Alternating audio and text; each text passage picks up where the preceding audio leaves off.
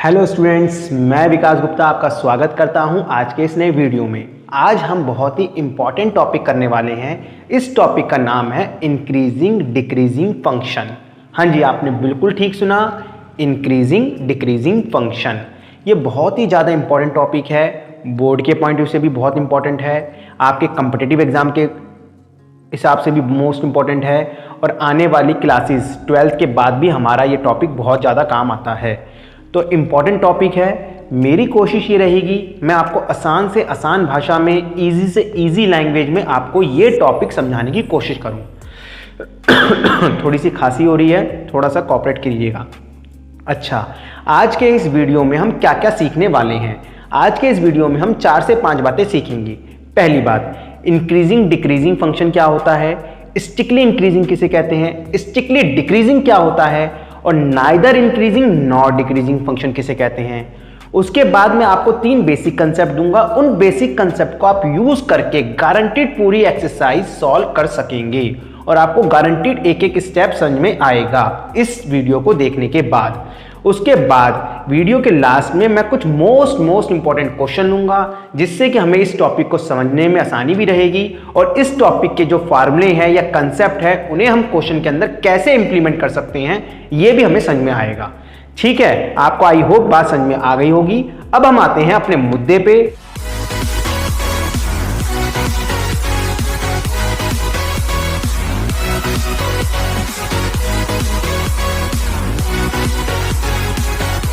मैंने एक फॉर्मेट सा बना रखा है, इंक्रीजिंग डिक्रीजिंग फंक्शन।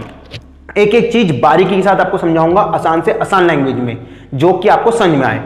पहले इंक्रीजिंग डिक्रीजिंग फंक्शन। देखिए, इंक्रीजिंग डिक्रीजिंग फंक्शन होता क्या है, मैं आपको इसे ग्राफिकली रिप्रेजेंट करने की कोशिश करता हूं। सबसे पहले मैंने क्या किया, ग्राफिकली रिप्रेजेंटेशन। देखिए, इंक्रीजिंग के 2 नाम रहेंगे, रिपीट करना है आपको अपने एंड पे भी। इंक्रीजिंग के कितने नाम रहेंगे, 2। कितने नाम रहेंगे, 2। एक का नाम रहेगा इंक्रीजिंग फंक्शन और एक का नाम होगा स्टिकली इंक्रीजिंग फंक्शन। मैंने अपने लाइफ में बहुत ज्यादा देखा है कि पूरा चैप्टर हो जाता है, पूरी 12th बीत जाती है, बट फिर भी 90% बच्चों को यह नहीं पता होता इंक्रीजिंग किसे कहते हैं और स्टिकली इंक्रीजिंग किसे कहते हैं।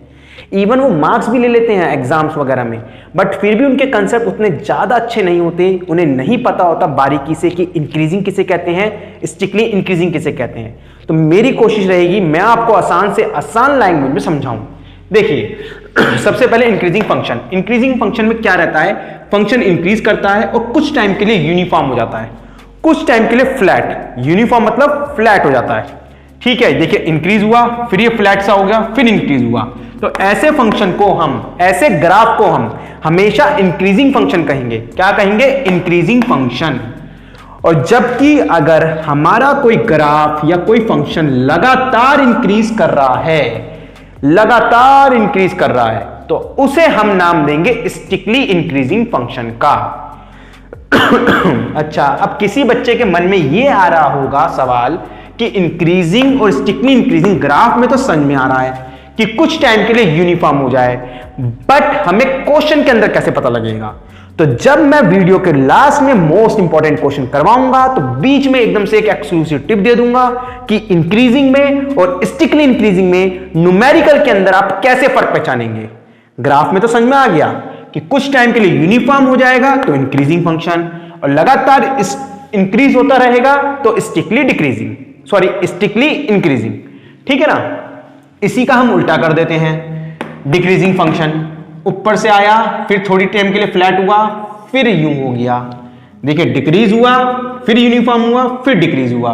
तो जब बीच में कोई फंक्शन का ग्राफ थोड़े टाइम के लिए यूनिफॉर्म हो जाता है तो उसे हम स्टिकली वर्ड यूज नहीं करेंगे, उसके लिए वर्ड यूज करेंगे डिक्रीजिंग फंक्शन।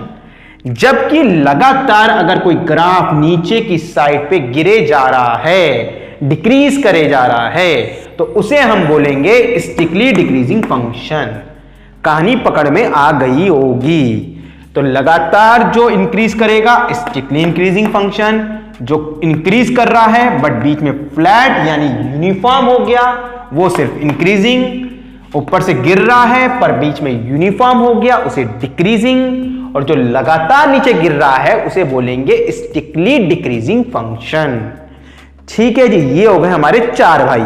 इसके अलावा एक भाई और आता है अब वो क्या है, वो होता है इस टाइप से, जब ग्राफ इंक्रीज और डिक्रीज, इसको देख के याद आ गई ना साइन एक्स के ग्राफ की, साइन के कोसाइन के, तो जब ग्राफ कुछ इस टाइप का होता है, इंक्रीज भी करता है डिक्रीज भी करता है, इंक्रीज भी करता है डिक्रीज भी करता है, तो उसे हम बोलते हैं नाइदर इंक्रीजिंग नॉट डिक्रीजिंग।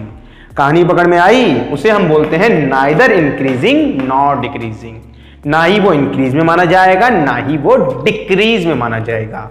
और मेरी आपसे रिक्वेस्ट है, सिर्फ आपको वीडियो देखना नहीं है, अपने साथ में रजिस्टर रखिए और जैसे मैंने बनाया है वैसे ही बना बना के प्रैक्टिस करिए, जिससे कि आपके दिमाग में ये बातें छपती जाएं। ठीक है, तो इस टॉपिक में हमारे 5 टाइप के ग्राफ होते हैं, वो मैंने आपको समझाया। अब मैं आपको देता हूं कुछ बेसिक कंसेप्ट। इन बेसिक कंसेप्ट को आपको याद रखना है, और बेसिक कंसेप्ट ना मैं आसान लैंग्वेज में दूंगा, टेक्निकल लैंग्वेज में नहीं, वैसी लैंग्वेज में जो आप कैच कर सके। तो आसान लैंग्वेज में जो क्वेश्चंस यानी कंसेप्ट मैं बता रहा हूं, उन कंसेप्ट को देख के आप पूरी एक्सरसाइज, पूरा टॉपिक अपने बोर्ड एग्जाम में, अपने कॉम्पिटिटिव एग्जाम में, अपने इस टॉपिक के ऊपर अच्छी नॉलेज कर सकते हैं। ठीक है, पहला कंसेप्ट, बार बार एक वर्ड का जिक्र आएगा, strictly increasing function. Strictly increasing function, repeat, strictly increasing function. एक स्ट्रिक्टली इंक्रीजिंग फंक्शन होता क्या है, सिंपल लैंग्वेज बता दिया। A function f x is said to be strictly increasing. एक फंक्शन जिसका नाम एफ एक्स है उसे स्ट्रिक्टली इंक्रीजिंग बोल सकते हैं।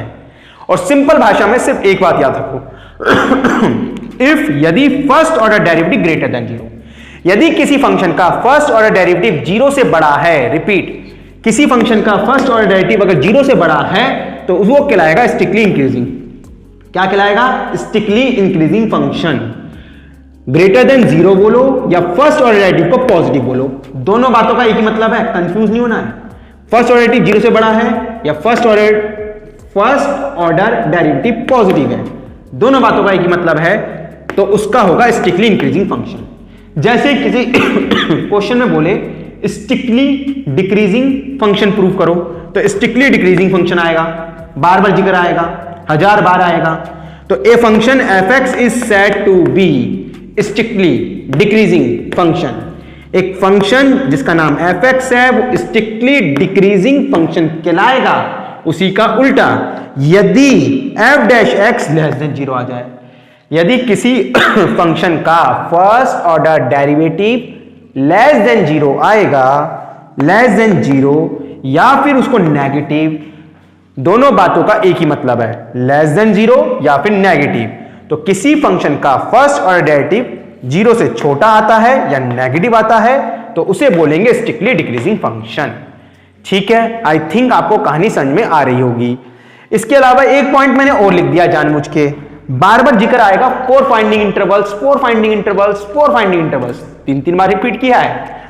फोर फाइंडिंग इंटरवल्स अगर लिखा आएगा तो कुछ नहीं करना है, आपके लिए एक एक्सक्लूसिव टिप दे दिया है, हमेशा फर्स्ट ऑर्डर डेरिवेटिव निकालो और उसको 0 के इक्वल रख दो।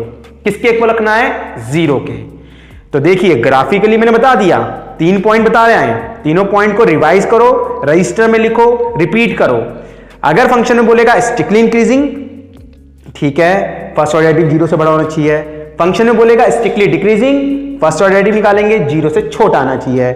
अगर बोलेगा finding intervals, intervals find out करिए, तो कुछ नहीं करना है, फर्स्ट ऑर्डर डेरिवेटिव निकालना है और उसको 0 के इक्वल रख देना है। समझ में आया? आई थिंक आपको समझ में आया होगा। और वीडियो के साथ साथ अपने नोट्स बनाइए, लिख लिख के देखिए।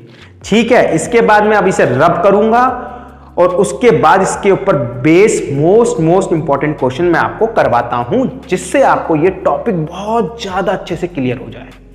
ठीक है, मैं इसे रब करता हूं। एक क्वेश्चन आपको ऊपर स्क्रीन पर नजर आ गया होगा, वो क्वेश्चन मैं आपको पढ़ के समझाता हूं और आपको समझ में आएगा, समझने की कोशिश करनी है और साथ के साथ सॉल्व करना है। देखिए क्वेश्चन में क्या कह रहा है, क्वेश्चन में कह रहा है find the intervals in which the function f given by fx 2x³ minus 3x square minus 36x plus 7 is strictly increasing, और पार्ट भी दे रखा है स्ट्रिक्टली डिक्रीजिंग। वो ये कह रहा है ये फंक्शन जो एफ एक्स दे रखा है इसके लिए इंटरवल्स फाइंड आउट करने हैं कि किस में इंक्रीज करेगा किस में डिक्रीज करेगा स्ट्रिक्टली। बहुत ही बेसिक क्वेश्चन से स्टार्टिंग करी है, फिर धीरे धीरे मैं आपको और बढ़िया बढ़िया क्वेश्चन कराऊंगा, ध्यान से देखते रहिए। ठीक है, ये है हमारा क्वेश्चन। एफ एक्स दे रखा है, एफ एक्स दिया है उसने 2x³ माइनस 6x² नहीं माइनस 3x² है, minus 3x² minus 36x plus 7 ये दे रखा हमें क्वेश्चन। आ रहा है ना नजर? हाँ, एफ एक्स दे रखा है 2x³ minus 3x² minus 36x plus 7। Question सही उतार लिया है मैंने। अच्छा जी, क्वेश्चन में ये बताना है किसमें स्ट्रिक्टली इंक्रीज करेगा किसमें स्ट्रिक्टली डिक्रीज करेगा। पहले मैंने बेसिक क्वेश्चन उठाया न्यूमेरिकल वाला।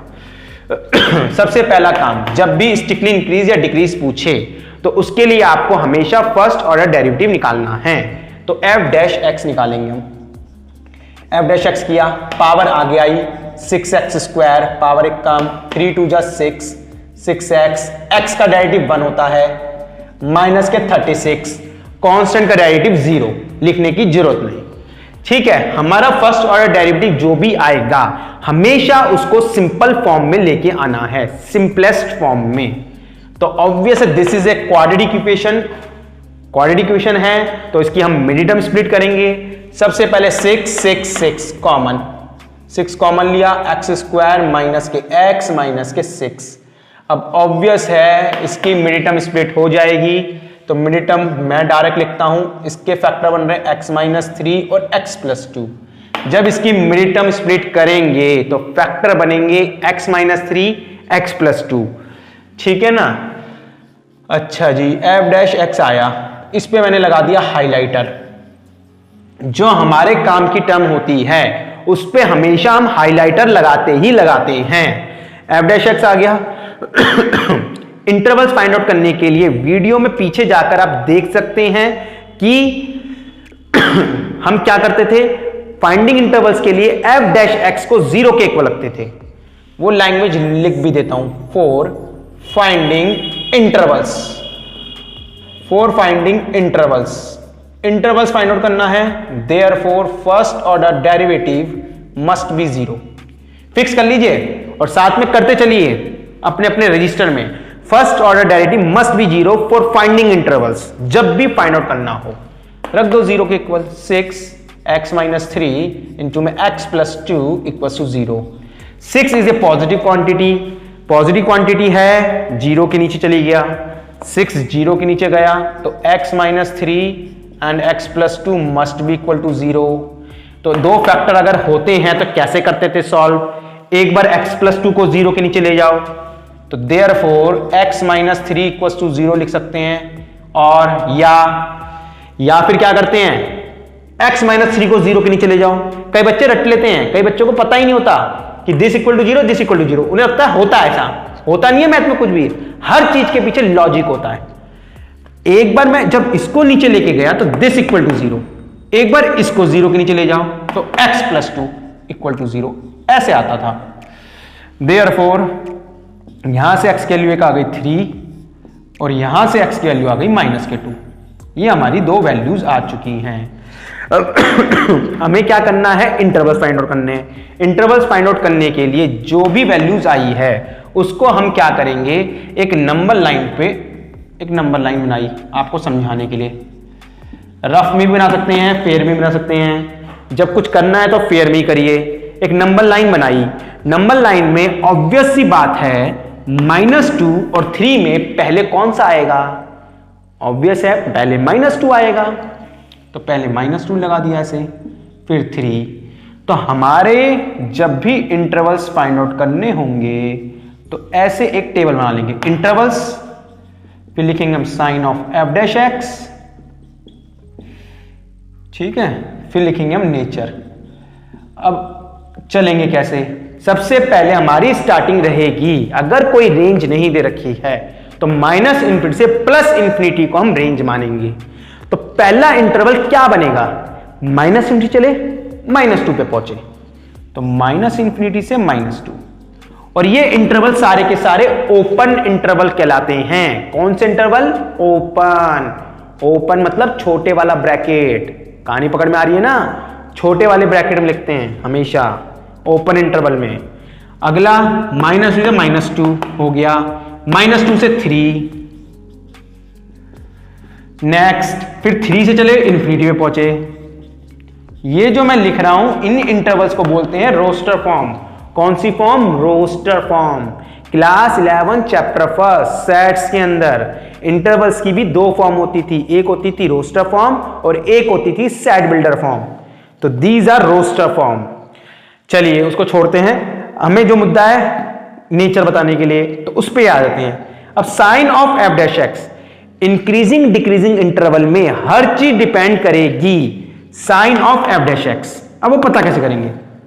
देखिए ध्यान देखो, ध्यान से -20 से -2 इसके बीच की कोई वैल्यू लेनी है। ओपन इंटरवल का मतलब ये होता है कि ना ये वैल्यू इंक्लूडेड है, इंफिनिटी के बारे में तो किसी को नॉलेज ही नहीं है। इसके बीच की कोई एक वैल्यू बोलो, सोचो। इसके बीच में साफ नजर आ रहा है -2 से छोटे जो सी मर्जी ले लो, -3, -4, -5, -8 जो मर्जी। तो मैंने ले ली -3, उसको मैं रखूंगा एफ डैश एक्स पे। हर चीज का राजा ये है। एफ डैश एक्स में 6 का साइन तो कैसा है? पॉजिटिव। 6 तो ऑलवेज पॉजिटिव है। मल्टीप्लाई में चल रहा है तो हमें तो साइन से मतलब है, पॉजिटिव आना चाहिए या नेगेटिव आएगा एफ डैश एक्स का टोटलिटी में रिजल्ट।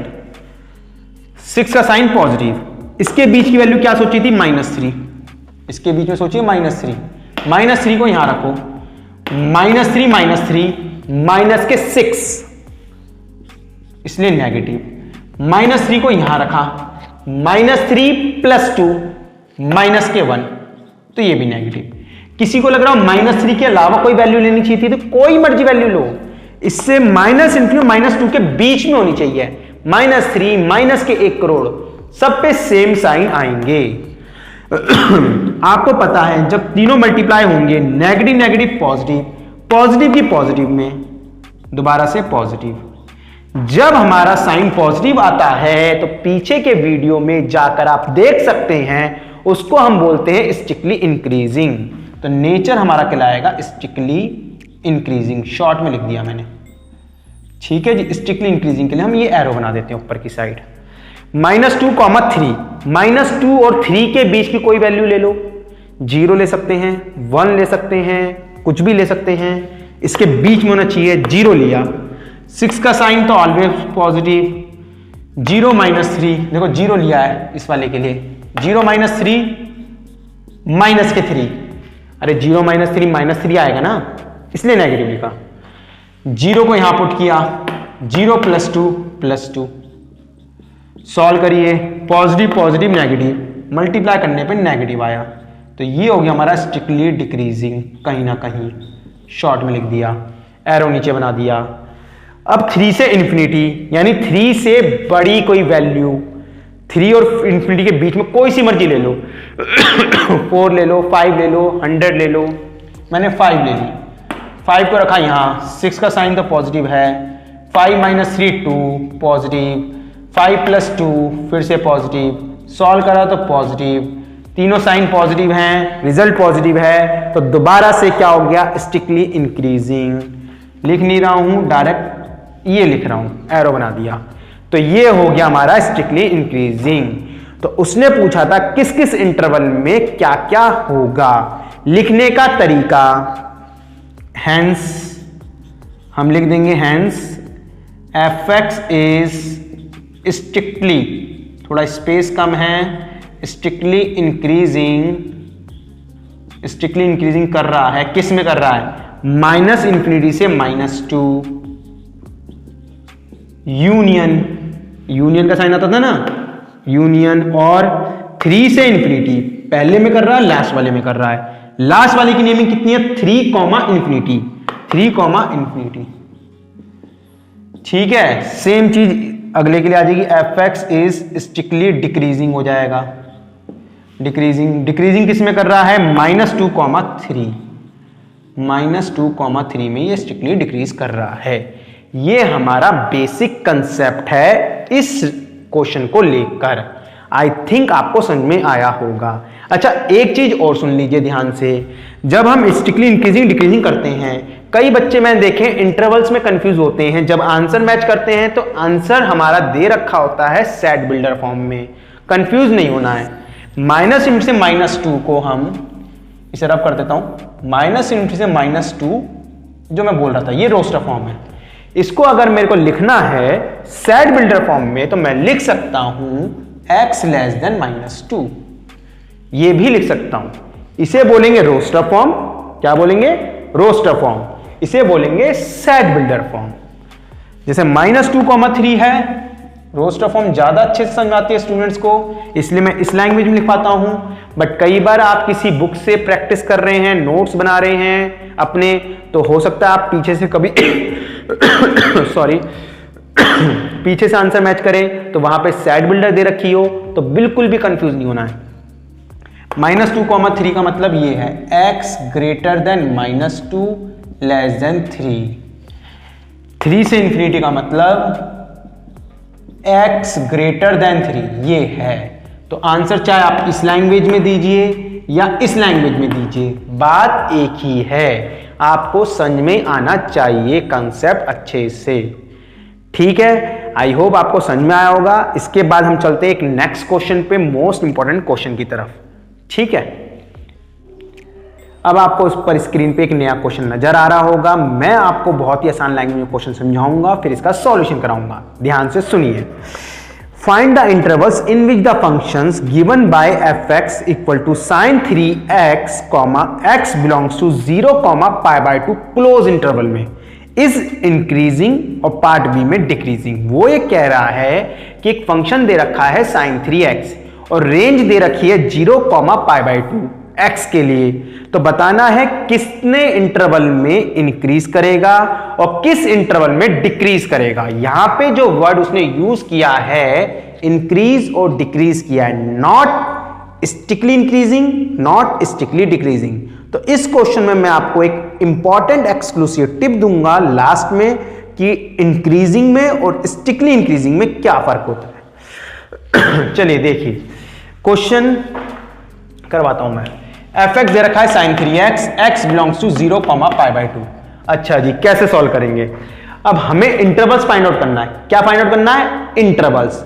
इंटरवल्स फाइंड आउट करने के लिए लेक्चर के पीछे जा सके देख सकते हैं। फर्स्ट ऑर्डर डेरिवेटिव निकालना है और 0 के इक्वल करना है। करते हैं। f' x कितना होगा? sin 3x का cos 3x हो गया और 3x का 3 आगे आ गया, क्योंकि sin 3 का cos 3x और 3x का 3 चेन रूल के अकॉर्डिंग।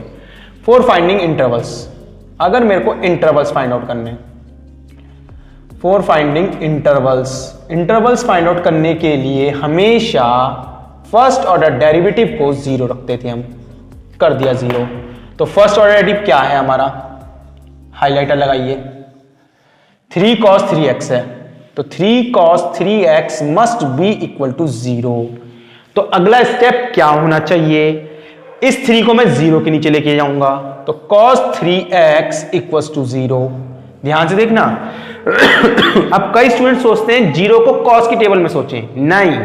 हमेशा जब भी 12th में इंक्रीजिंग डिक्रीजिंग फंक्शन करें, मैक्सिमम मिनिमा करें, हमेशा जनरल सॉल्यूशन लगाना है। क्या लगाना है? General solution. Class 11 chapter 3 exercise 3.4 में बताया गया था जनरल सॉल्यूशन। आई होप आपको याद होगा। नहीं याद है तो मैं लिखता हूं। cos 3x यदि 0 होता था, cos x अगर 0 के इक्वल होता था, तो जनरल सॉल्यूशन होता था x इक्वल्स टू 2n + 1 π/2। तो वही मैं यहां लिखूंगा। जिसको समझ में नहीं आया, ट्रिको का फार्मूला है भाई 2n + 1 π/2। अगर cos x 0 के इक्वल होता है तो एंगल आता है 2n + 1 π/2 आता है। हमारे पास जो रेंज है वो सिंगल x के लिए है। किसके लिए है? रिपीट करो, सिंगल x के लिए। यहां पे आया है 3x एंगल में से, तो 3 को मैं ले जाऊंगा नीचे। इनको बहुत ज्यादा रिपीट करना है आप लोगों को, समझ में आ जाएंगे। x आ गया 2n + 1 π/6। अब ये जनरल सॉल्यूशन से मैं कैसे इसकी वैल्यूज निकालूंगा? देखिए, हमें जो आंसर लाना होता है वो हमें अपनी रेंज के बीचों बीच लाना होता है। बीचों बीच का मतलब ये नहीं है कि बीच में ही लाना होता है, मतलब 0 और π/2 के बीच में कहीं पर भी आ जाए, ठीक है। तो n की वैल्यू अगर मैं 0 पुट करता हूं, स्टार्टिंग जनरली हम किससे करते हैं, 0 से। किससे स्टार्टिंग करते हैं, 0 से। n की जगह 0 पुट कर दो, देखो n की जगह करके दिखा रहा हूं जानबूझ के। ये तो 0 हो गया, कितना आया, π/6, समझ में आया। तो x हो गया हमारा π/6, करके दिखाया। जब 0 पुट कर दिया, π/6 को फिर चेक करो, इन दोनों के बीच में आ रहा है। 0 से 90 हमारा रेंज है, ये हमारा π/6 यानी 30 डिग्री इसके बीच में है। अगली वैल्यू रखो, n की जगह 0 रखा था, अब n की जगह 1 रख दो। 1 रखते ही कितना हो गया, 2 × 1 + 1 इंटू में π/6 करके दिखा रहा हूं। ये हो गया 3π/6 = π/2।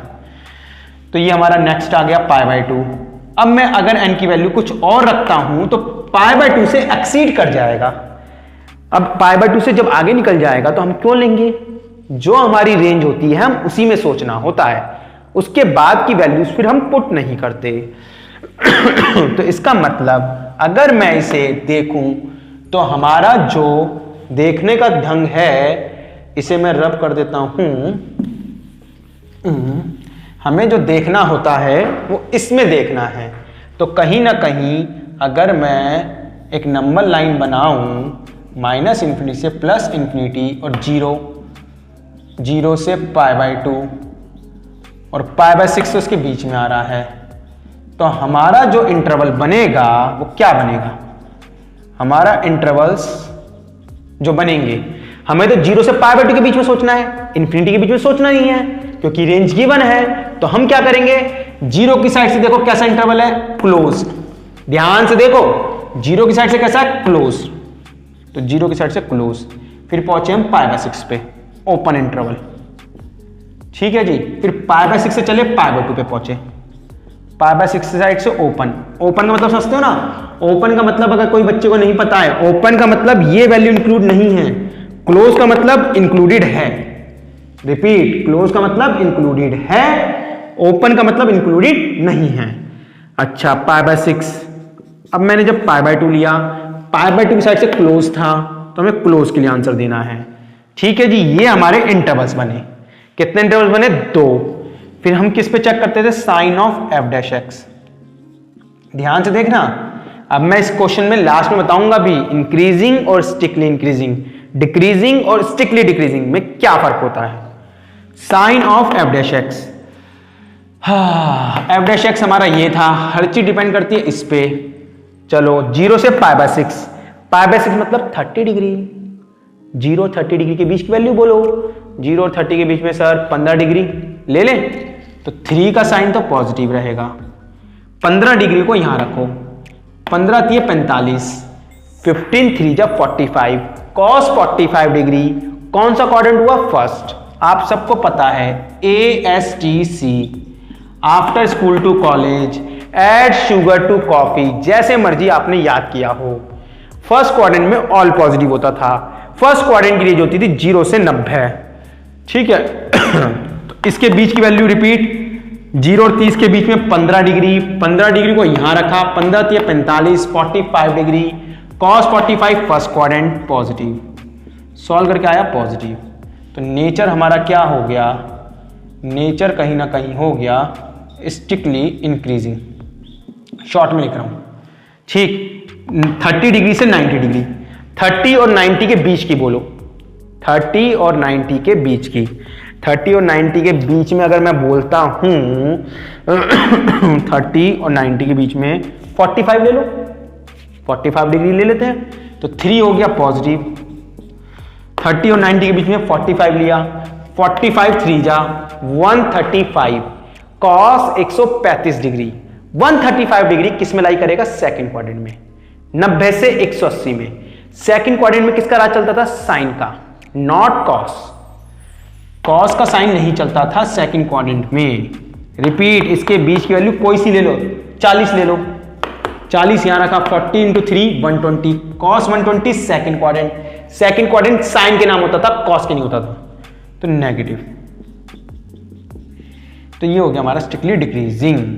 अच्छा जी, ये तो हमारा स्ट्रिक्टली इंक्रीजिंग और स्ट्रिक्टली डिक्रीजिंग हो गया। लिखना चाहते हैं लिख सकते हैं, स्पेस कम है इसलिए बता रहा हूं। स्ट्रिक्टली इंक्रीजिंग का ये इंटरवल है, स्ट्रिक्टली डिक्रीजिंग का ये इंटरवल है।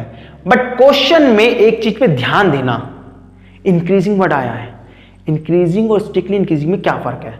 मोस्ट इंपॉर्टेंट पॉइंट देखो, जब कभी इन वैल्यूज में से किसी भी एक वैल्यूज पे, रिपीट, जो इंटरवल है उसकी किसी भी एक वैल्यू पे अगर dy बाय dx यानी f डैश x 0 के इक्वल आ जाए, इंटरवल के दौरान किसी भी वैल्यू पे जो इंटरवल दे रखा है, तुमने क्लोज करा यहां से, इसे ओपन रखा है, इस दौरान कहीं पर भी अगर वो इंक्लूडेड हो जाए, ये दो वैल्यूज में से किसी भी वैल्यूज पे, बीच में या दोनों वैल्यूज पे f डैश x अगर 0 के इक्वल आ जाए, तो उस केस में हम उसे स्ट्रिक्टली इंक्रीजिंग ना बोल के इंक्रीजिंग बोलते हैं।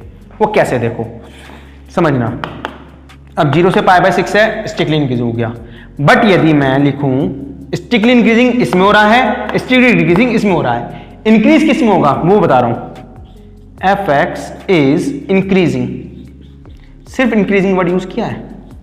इन किस में करेगा पता है? क्लोज इंटरवल 0 और पाई बाय 6 को भी क्लोज करवा दो। पाई बाय 6 अगर ओपन में रहेगा, इसका मतलब क्या हुआ? पाई बाय 6 इंक्लूड नहीं है।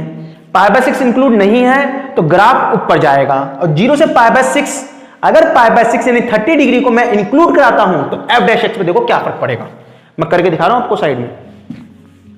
अगर ये 30 डिग्री को इंक्लूड करा दूं, मान लो रखो 3 cos 3, 30 डिग्री को इंक्लूड करा, 30 90 है, 30 डिग्री में करके दिखा रहा हूं। 3 cos 90, सबको पता है cos 90 की वैल्यू होती है 0, 0 से मल्टीप्लाई होकर 0, F dash x, F dash x के आगे 0। 0 कब आया?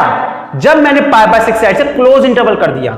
कहानी पकड़ में आ रही है? जब पाई बाय 6 साइड से क्लोज इंटरवल कर दिया, यानी पाई बाय 6 इंक्लूड होगा, उसको मानेंगे तो 30 डिग्री भी पुट होगा, और 30 डिग्री पुट करता हूं तो 0 आता है। तो फर्स्ट ऑर्डर डेरिवेटिव यदि किसी केस में 0 बन जाता है तो उसको फिर मैं उस इंटरवल में स्ट्रिक्टली वर्ड ना जोड़ के इंक्रीजिंग वर्ड जोड़ूंगा। कहानी समझ में आई? ऐसे ही इसमें हमारा कर रहा था स्ट्रिक्टली डिक्रीजिंग। अब F x is decreasing, only decreasing in, पता है क्या, इसको क्लोज कर दो। क्यों? क्योंकि पाई बाय 6 पाई बाय 2।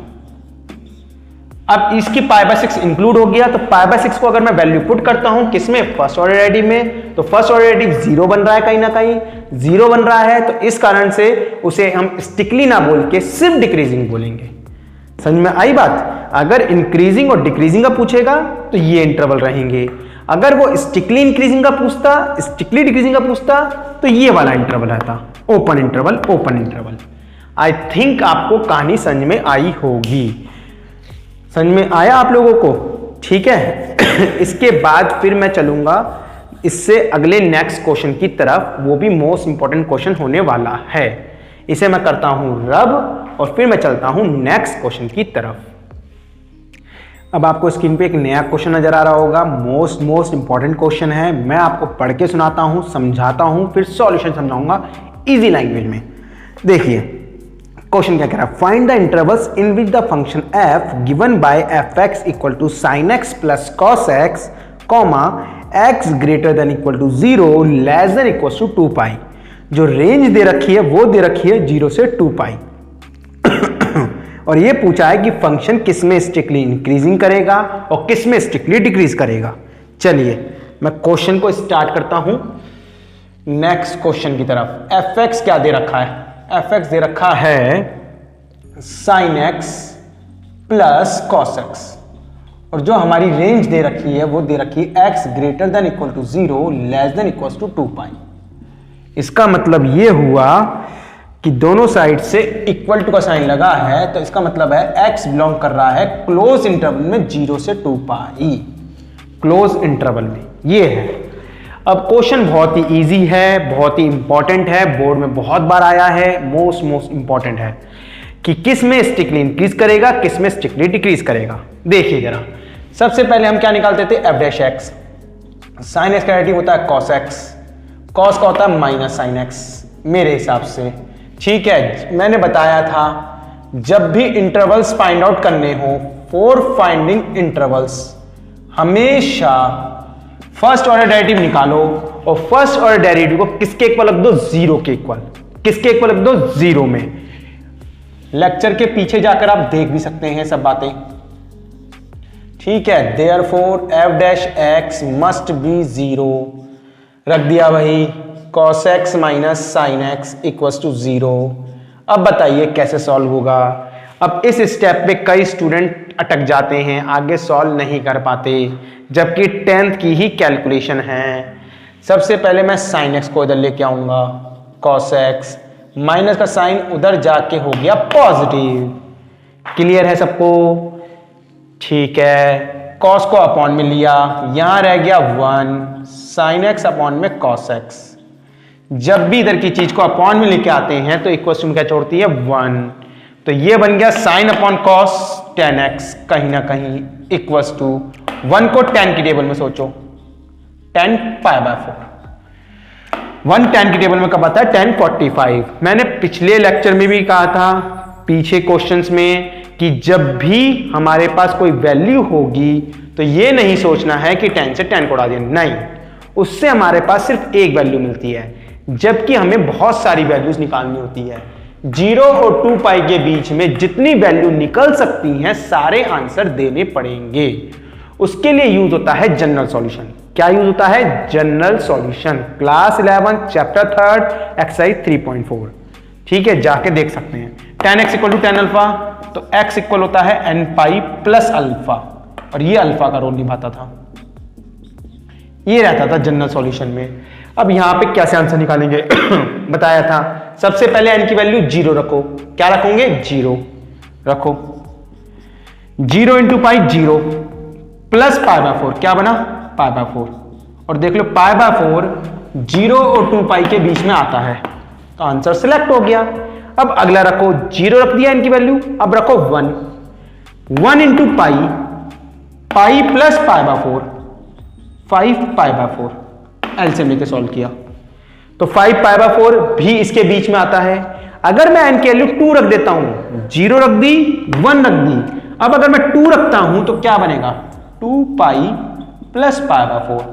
2 पाई से तो बढ़ गया, भले अंधे को भी नजर आ रहा है 2 पाई से तो ज्यादा जाने वाला है, तो 2 पाई से तो आगे चला गया।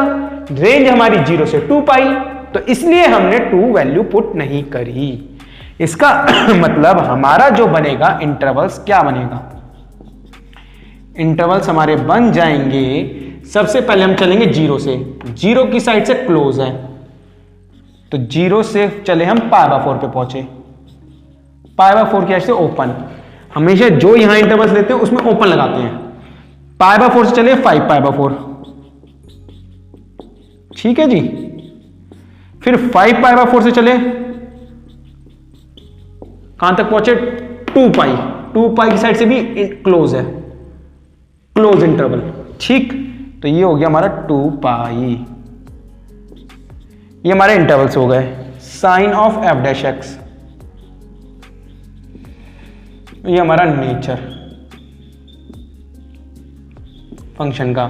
Sign of f dash x, अब 0 से π/4 है, तो कैसे देखोगे? 0 से π/4 का मतलब पता है कैसे देखोगे? 0 और 45 के बीच में, 0 और 45 के बीच में मैं साइड में करके दिखाता हूं तुम्हें। अब 0 और 45 के बीच में मैंने ली वैल्यू 30 डिग्री। ऑब्वियस इसके बीच की लेते हैं, तो क्या ली? 30 डिग्री। 30 डिग्री ली है फर्स्ट के लिए, समझो मेरी बात। 30 डिग्री, तो हर चीज किस पे डिपेंड करती थी? एफ डैश एक्स पे। अब की बार जो एफ डैश एक्स है वो मल्टीप्लाई में नहीं है, प्लस माइनस में है, तो सॉल्व करके देखना पड़ेगा। तो फर्स्ट पार्ट में इसके बीच में 30 डिग्री, 30 डिग्री को यहां रख दो, जान के दिखा रहा हूं, cos 30 degree minus sine 30 degree, जिससे किसी का मैथ्स अगर वीक हो उसे भी समझ में आए। cos 30 होता है √3/2 और साइन 30 होता है 1/2। ऑब्वियस सी बात है, ये वैल्यू बड़ी है, ये छोटी है, बड़ी में छोटी घटाएंगे तो ग्रेटर देन 0 आने वाला है, दैट मीन्स पॉजिटिव। तो ये कर जाएगा स्ट्रिक्टली इंक्रीज। कहानी पकड़ में आई? आई होप आपको समझ में आया होगा। नहीं समझ में आया, नेक्स्ट वाले से देखो। 45 और 5 π/4, पाई का मतलब होता था 180 डिग्री, तो ये तो है 45, 45 की 5 में मल्टीप्लाई कराओ, कितना बैठा 225 डिग्री। 45 और 225, 45 डिग्री 225 डिग्री के बीच में कोई सी एक वैल्यू ले लो, आसान सी वैल्यू लो। 45 से बड़ी, अच्छा 225 से छोटी सर, ओके तो बड़े में क्यों जाओ, 45 से बड़ी 60 ले लो, स्टैंडर्ड वैल्यू 60 ली मैंने सेकंड पार्ट के लिए। इस सेकंड के लिए ये लो फर्स्ट ऐसे लिख दिया, इसको सेकंड लिख दिया ऐसे। सेकंड पार्ट के लिए 60, 45 से बड़ी 60, cos 60 जान के लिख के दिखा रहा हूं, माइनस साइन 60। सबको पता है cos 60 हो जाता है हाफ और साइन 60 होता है √3/2। अब की बार नेगेटिव वाली वैल्यू बड़ी है, किसकी वैल्यू बड़ी है, नेगेटिव। क्यों, √3 की वैल्यू 1.732 होती थी, तो दिस माइनस दिस नेगेटिव बड़ा है, तो लेस देन 0। यहां पर तो डायरेक्ट लिख सकते हैं हम नेगेटिव, पर तो नहीं मानना स्ट्रिक्टली डिक्रीज। दिक्कत आती है स्टूडेंट को, मैंने देखा थर्ड वाले में 225 और 360 के बीच में। सोचो, आराम से सोचो, 225, 225 और 360 के बीच में, 225 और 360 के बीच में ले लो 270 डिग्री। क्या ले लेंगे हम, 270 स्टैंडर्ड वैल्यू, तो रखते हैं cos 270, समझना मेरी बात, cos 270 degree minus sine 270 degree, ये हो गया। अब cos 270 कई बच्चों को समझ में नहीं आएगा, तो इसे हम कैसे करेंगे, वही क्लास 11 के चैप्टर 3 ट्रिगो से। 270 को हम लिख सकते हैं 180 plus 90, cos 180 degree plus 90 degree, समझा रहा हूं कोशिश, साइन 180 डिग्री प्लस 90 डिग्री, ठीक है जी। 180 प्लस 90, कैलकुलेशन अगर 180 से होती थी तो नो चेंज होता था, ये बन जाएगा cos 90, ठीक है ना। अगर कैलकुलेशन 180 डिग्री वाली फॉर्म से होती है हॉरिजॉन्टल लाइन पे, तो नो चेंज, cos का cos, 90 का 90, 180 प्लस कौन सा क्वाड्रेंट, ASTC, 180 की लाइन ये होती थी, प्लस करते ही थर्ड क्वाड्रेंट किसके नाम होता था, थर्ड क्वाड्रेंट नाम होता था tan के, ना कि cos के, तो ये बना माइनस के cos 90 minus 180 plus 90, calculation 180 degree वाली फॉर्म से हो रही है, नो चेंज, साइन का साइन रहेगा, 90 डिग्री का 90 डिग्री रहेगा, 180 डिग्री प्लस, देखो 180 डिग्री यहां होती थी, प्लस करेंगे थर्ड क्वाड्रेंट में, थर्ड क्वाड्रेंट tan के नाम होता है, थर्ड क्वाड्रेंट ना साइन के होता ना cos के होता, तो साइन भी अपनी वैल्यू क्या देगा, नेगेटिव, जान के करके दिखा दिया। cos 90 वो बात अलग है, 0 के इक्वल होता है, माइनस माइनस प्लस, साइन 90 1, तो देख लो कितना आया 1, पॉजिटिव। जानबूझ के मैंने करके दिखाया है आप लोगों को समझाने के लिए। तो 5π/4 से 2π के बीच में जो रिजल्ट आ रहा है वो 1 आ रहा है, यानी पॉजिटिव आ जाएगा कहीं ना कहीं, तो ये हो जाएगा स्ट्रिक्टली इंक्रीजिंग। अगर कोई पूछेगा किस इंटरवल में स्ट्रिक्टली इंक्रीजिंग करता है, तो 0 से π/4 यूनियन 5π/4 से 2π, और किस में वो स्ट्रिक्टली डिक्रीज करता है, तो π/4 से 5π/4।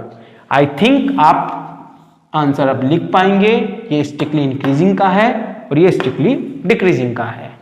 आई होप आपको समझ में आ रहा होगा, और मेरी आपसे रिक्वेस्ट है यदि आपको समझ में आ रहा है तो प्लीज चैनल को सब्सक्राइब करिए, फॉरवर्ड करिए, लाइक करिए, जिससे कि आपको नए नए नोटिफिकेशन, नए नए वीडियोस बिना किसी सर्च के, बिना किसी परेशानी के टाइम टू टाइम पर मिलते रहें। ठीक है, इसके बाद मैं अब इसे रब करता हूं, फिर हम चलेंगे नेक्स्ट क्वेश्चन की तरफ। अब हम करने वाले हैं एक नया मोस्ट इंपॉर्टेंट क्वेश्चन, जैसा कि आपको स्क्रीन में नजर भी आ रहा होगा, और मैं क्वेश्चन को आपको समझाता हूं और बहुत ही इजी लैंग्वेज में सॉल्व कराता हूं। क्वेश्चन क्या कह रहा है, क्वेश्चन कह रहा है prove that y equal to 4 sin theta upon 2 plus cos theta minus theta is an increasing function of theta in the interval 0, π/2। 0 और π/2 क्लोज इंटरवल में दे रखा है। क्वेश्चन में वो ये कह रहा है कि प्रूव करिए ये क्वेश्चन यानी ये फंक्शन एक इंक्रीजिंग फंक्शन है 0 से π/2 के दौरान। चलिए देखते हैं कि हम इसे क्वेश्चन को कैसे सॉल्व करते हैं। पहले मैं क्वेश्चन लिख के दिखाता हूं आपको। क्वेश्चन दे रखा है y equals to 4 sin theta upon 2 plus cos theta. और ये दे रखा माइनस थीटा। अच्छा जी, इंक्रीजिंग फंक्शन है और थीटा दे रखा है 0 से π/2 में। देखो भाई 0, π/2। अब सबसे पहली बात, जो y का फंक्शन दे रखा है, y का फंक्शन थीटा में दे रखा है। किस में दे रखा है? थीटा में। तो कोई भी स्टूडेंट dy/dx करने की भूल ना करे। dy/dx नहीं करना, उसे करना है dy/d थीटा। आइए जरा dy/d थीटा, तो थीटा के रिस्पेक्ट में करते हैं। तो सबसे पहले ऊपर भी थीटा, नीचे भी थीटा। ऑब्वियस सी बात है, क्वोशंट टूल लगेगा। क्या लगेगा? Quotient tool. याद होगा सभी को, नीचे वाले का होल स्क्वायर,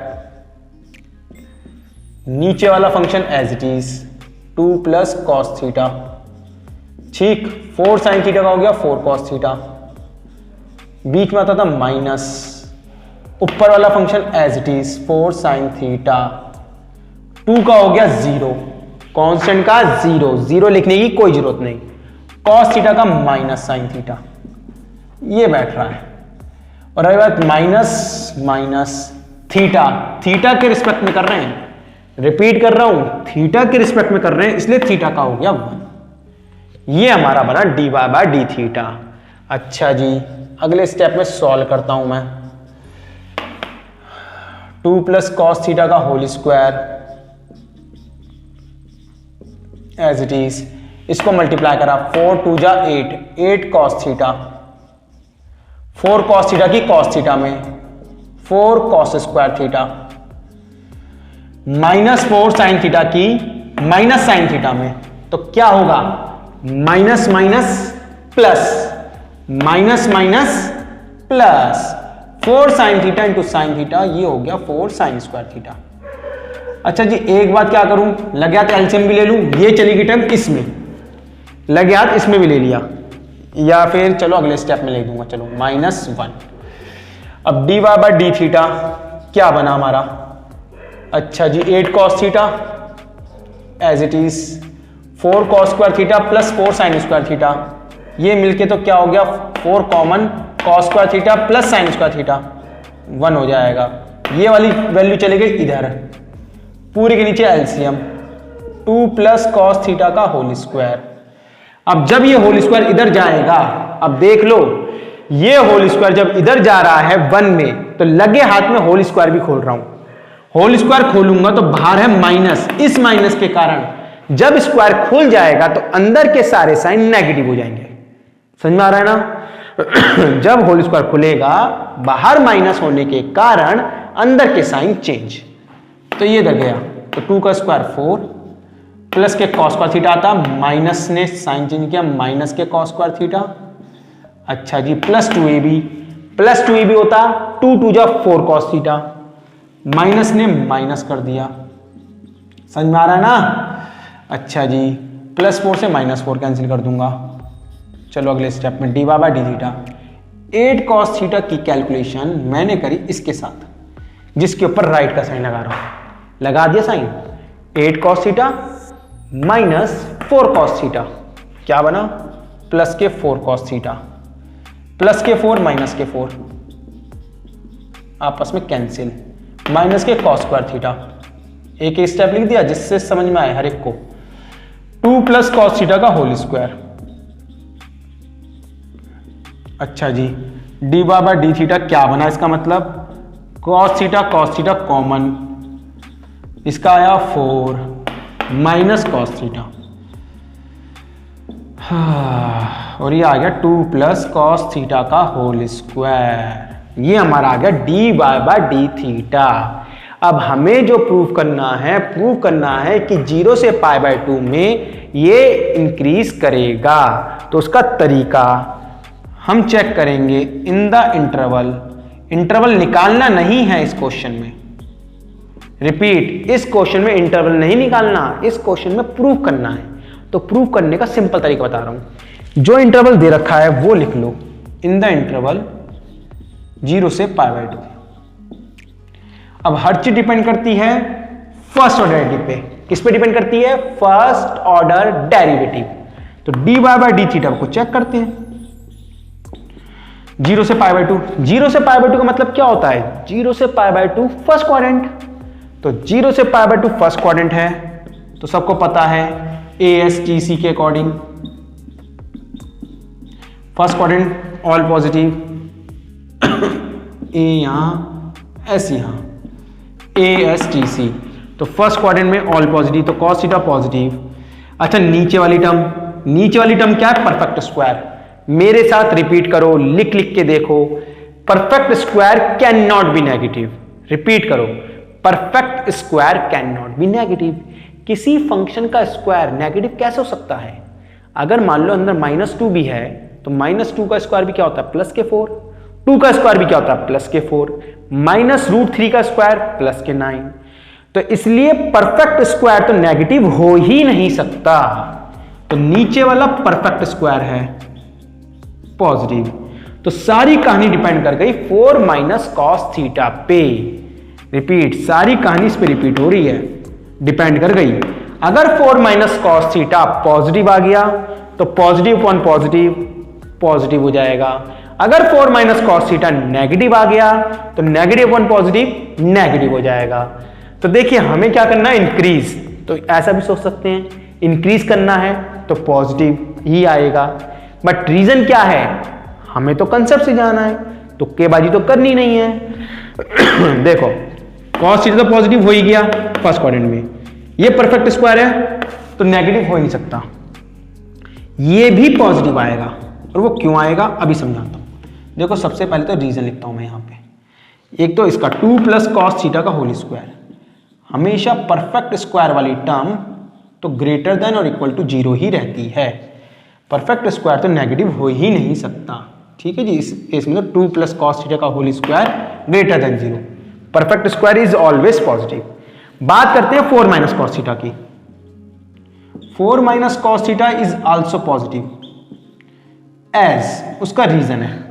देखो उसका रीजन ये है कि cos थीटा का जो डोमेन होता है वो होता है -1 से 1। समझना, cos थीटा की जो रेंज होती है वो होती है -1 से 1। मतलब सबसे छोटी वैल्यू -1, सबसे बड़ी वैल्यू 1। तो दोनों वैल्यू रख के देख लो, कुछ भी नहीं बैठेगा। देखो cos थीटा जो होता है वो greater than equals to -1 less than equals to 1, ये होता है। अगर आप सबसे छोटी वैल्यू भी रखते हो 4 - -1 तो रिजल्ट कितना आया? 5, 0 से बड़ा। और cos थीटा की सबसे बड़ी वैल्यू 1, cos थीटा की सबसे बड़ी वैल्यू 1 वो भी रखते हो 4 - cos थीटा में, तो कितना आया? 3 ग्रेटर देन 0, तो भी पॉजिटिव। तो 4 - cos थीटा तो हर हालत में पॉजिटिव होके रहेगा, जैसा मैंने यहां पे लिखा। और रीजन cos थीटा का जो रेंज है -1 से +1, इस कारण से। अब देखो जरा, हाँ पॉजिटिव अपॉन पॉजिटिव, कहीं ना कहीं ये पॉजिटिव अपॉन में पॉजिटिव, तो ग्रेटर देन 0 का सिंबल देती है हमें। पॉजिटिव अपॉन पॉजिटिव क्या बना? Greater than 0। First order derivative 0 से बड़ा आया है, इसलिए ये फंक्शन इंक्रीज करना चाहिए। अब किसी बच्चे के दिमाग में ये आ सकता है सर इससे स्टिकली इंक्रीज क्यों नहीं कह रहे हैं? तो बेटा ध्यान से सुनो बच्चों, स्टिकली इंक्रीज इसलिए नहीं कह रहे हैं क्योंकि जो रेंज है वो 0 से π/2 है। 0 से π/2 में 0 भी इंक्लूड है, π/2 भी इंक्लूड है। किसी एक वैल्यू पे इनमें से या बीच में कहीं ना कहीं ये डेरिवेटिव 0 बन रहा होगा। ये जो हमारा फर्स्ट ऑर्डर डेरिवेटिव है कहीं ना कहीं 0 बन रहा होगा। देखो 90 डिग्री इंक्लूड है, cos 90 यहां रख दो, π/2 जैसे यहां रखोगे cos 90 कितना हो जाता है? 0। तो dy/d थीटा 0 भी बन रहा है, सिर्फ ग्रेटर देन 0 नहीं है, 0 के इक्वल भी हो सकता है π/2 वाले केस में। इसलिए इस क्वेश्चन को स्टिकली इंक्रीजिंग ना कह के इंक्रीजिंग कहा है। और बाकी किसी को समझ में ना आए ना तो कोई इशू नहीं है, जो लैंग्वेज क्वेश्चन के अंदर दे रखी है वो लैंग्वेज पकड़ लेना आप। अगर क्वेश्चन में बोला स्टिकली इंक्रीजिंग तो आप स्टिकली इंक्रीजिंग लिख दो, क्वेश्चन में लिखा है इंक्रीजिंग तो आप अपना लॉजिक मत लगाओ, इंक्रीजिंग लिख दो। बाकी फिर भी मैंने बहुत अच्छे से समझाने की कोशिश करी है, पीछे के लेक्चर में भी जाके आप देख सकते हैं पिछले वीडियोस में। तो क्या लिखेंगे? Hence y is an increasing function